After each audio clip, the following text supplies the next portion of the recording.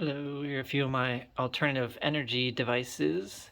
Got a Stirling motor, and that works with hot water and steam from that, heating the bottom and the ambient temperature on the top plate.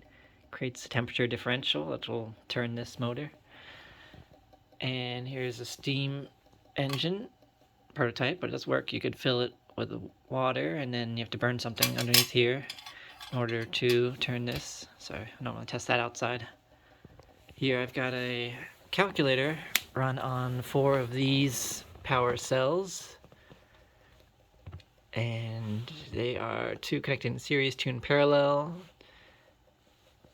They have magnesium strip that goes around it, and a carbon core with a bit of copper connecting them. Over here I'm powering an LED with these 2 power cells, so this is the same as the one over there. I just had one odd one, and I made this one with copper tape instead of the carbon. And I've also got plants, so I wanted to show I could grow plants and also power this lucky cat with it. So I took out normally it's a solar cell that powers it, but now I have 2 plants connected in series and powering that. This is the original crystal power cell from Laser Saber. It's been running for a few years. The core is starting to tilt there, so I got some new design I'm working on here. Okay, so the original Laser Saber design used 1/2 cup of alum, 1/2 cup of no salt, 1/2 cup of Epsom salts, and 1/2 cup of borax. You heat all that, then you put a high voltage charge on it, and you're able to then run it after that for years, and it's been lasting. You can just add water, or the moisture in the air helps power it as well if it gets too dim. So this new design is going to be using Rochelle salts. This looks like this. You can get these from eBay, but they don't sell on Amazon for some reason. There's a half part of Epsom salts, so that's the same as the other power cell. This one uses sugar in order to make it like a taffy texture that'll help with forming it. And we're going to cover it in Plasti Dip, which hasn't arrived yet, but I've got on order.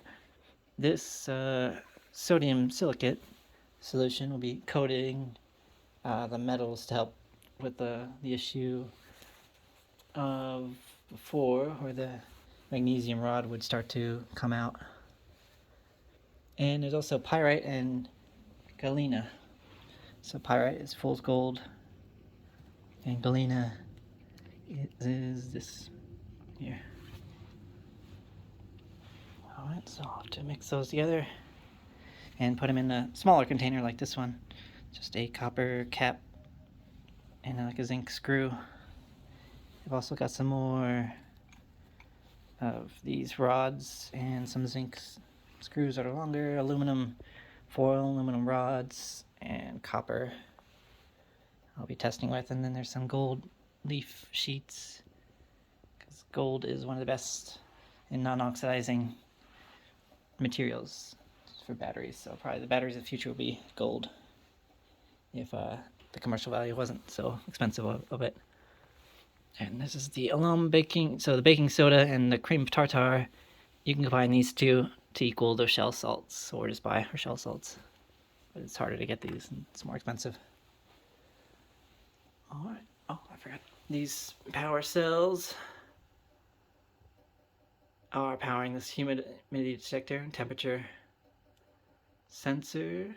They're doing well. There's a bit of crystallization going on there after a few weeks, but they just need water to operate. And yeah, and I've also got a solar power generator here by the window powering this bulb.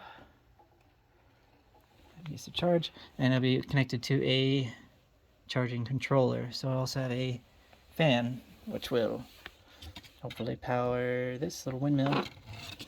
That when the wind blows, will power this motor and generator, and power will be come through the window to this hub. It's about 2 volts, full speed, and it'll charge a battery, and then the output will hopefully charge a phone.